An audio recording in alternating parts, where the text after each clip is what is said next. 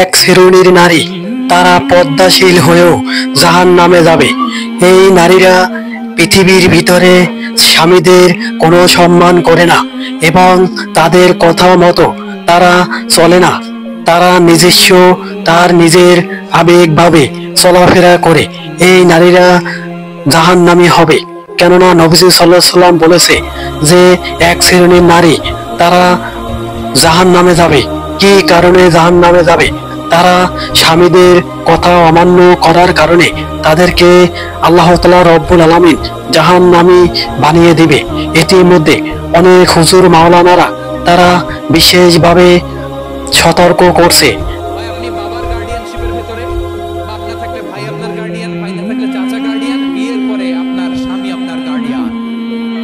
শরিয়া সম্মত স্বামীর আদেশগুলো আপনি মেনে চলবেন, কিন্তু শরিয়া বিরুদ্ধ কোনো আদেশ মানতে আপনি বাধ্য নয়। আওয়াজ করে বলুন সবাই, ঠিক কি না?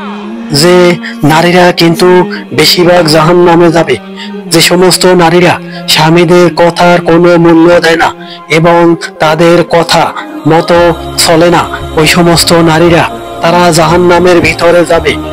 কিছু কিছু পুরুষরা তারা নারীদেরকে বাধা দিলেও তারা বাধা মানছে না। কিছু পুরুষ তারা নারীদেরকে, স্ত্রীদেরকে বলেছে যে তোমরা সোশ্যাল মিডিয়ায় কোনো ভিডিও ছাড়বা না। তবে এই নারীরা কারা? আসলে এই নারীরা শেষ জমানার, আখেরি জমানার সেই নারী, যেই নারীদের কারণে পৃথিবীর ভিতরে ফিতনা ফ্যাসাদ শুরু হয়েছে। হুজুর মাওলানারা তাদেরকে বিশেষভাবে সতর্ক করেছে যে তোমরা কিন্তু জাহান্নামী হবা। কেননা পুরুষকে ওরা শুধু কষ্ট দেয় না, এবং কিছু নারী আছে তারা কিন্তু স্বামীদের গায়ের উপরে টাচ করা শুরু করে দেয়। যখন দেখে যে স্বামীরা তাদেরকে কঠোরভাবে সতর্ক করছে, তখন কিন্তু ওই নারীরা স্বামীর ঘর করতে চায় না, তারা কিন্তু পরকীয়ায় লিপ্ত হয়।